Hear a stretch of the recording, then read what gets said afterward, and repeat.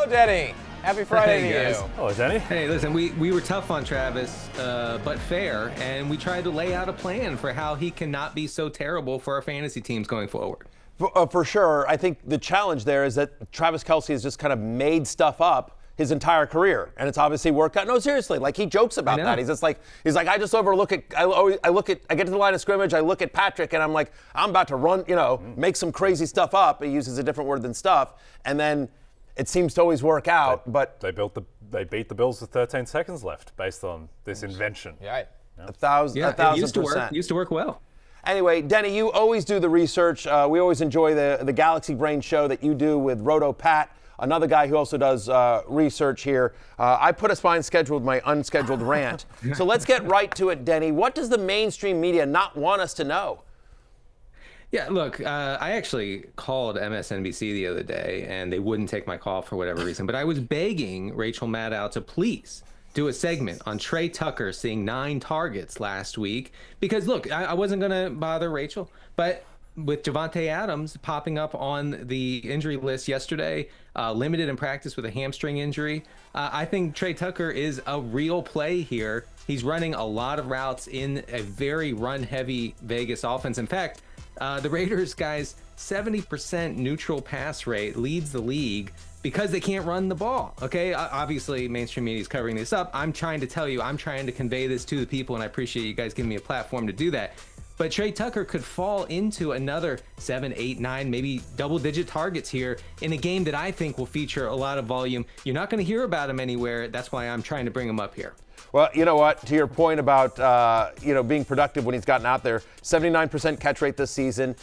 And by the way, to the point about the matchup, the Browns have allowed the 7th most yards on deep passes. Obviously, Tre Tucker very fast. They will take some shots to him, and they can't run the ball. I like the call with Tre Tucker, especially if we find out later today that Davante Adams once again misses practice. Denny, it feels like the mainstream media constantly reminds us that Tutu Atwell is 150 pounds and was one of the craziest day 2 picks we've seen in a while. But when the Rams get hit with injuries, it feels like he produces. Yeah, look, he was tied for the team lead in targets last week. Obviously, Cooper Kupp and Puka Nacua, the mainstream media has been good on that front. They have told you that those guys are out, okay? So we have to give credit where credit is due. But 5 targets for Tutu last week, had a pretty good route share, second on the team in air yards. And while, like I've said on the show many times, you can't eat air yards, it is a good indication of how a player is being used. Again, don't try to feed your children air yards. I tried it, it's a disaster. But Tutu actually could be in play here, especially if the Rams have to play from behind a little bit. I like him a lot. Okay, last one for you, Denny. Rachel Maddow actually texted me this morning begging me not to talk on air about Noah Fant, which is a really strange text message to receive from Rachel Maddow. Yeah. You say, who is this? Yeah, exactly. I was just trying to take my kid to school, getting these texts.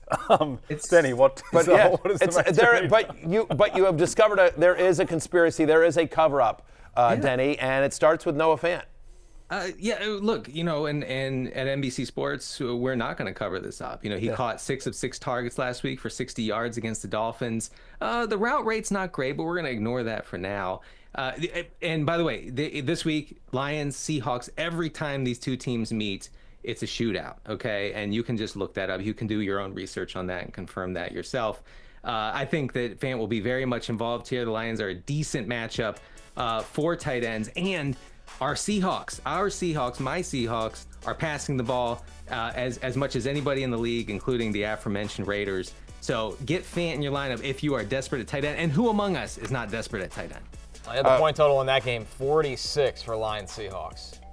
Listen, he had an 18% target share in week 3. That was tied for the second highest on the team. He's run at least 70% of the routes. He's had a 70% route participation in 2 of the 3 games this year.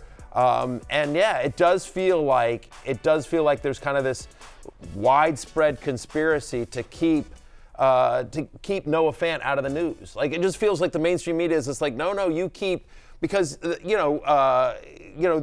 an election coming up, with an election coming up, I believe both candidates want us to starve for tight ends. Yes. And so that then when they get into office, whoever ends up winning the election, they can say, oh, look at this new tight end. No Fant's going to be decisive in Pennsylvania. Yes. Let me tell you. Right now. This new tight end legislation that both candidates are touting. So, yeah, they're covering it up as well and not letting anyone know that there potentially is a viable tight end in Seattle. Good on you, Denny, for bringing a light to this. Yeah.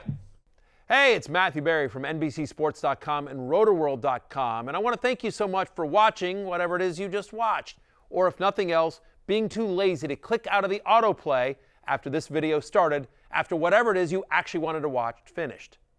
But now that you're here, I'd like to take a moment here to ask you respectfully now, okay? I'm asking you respectfully to subscribe to the NFL on NBC YouTube channel.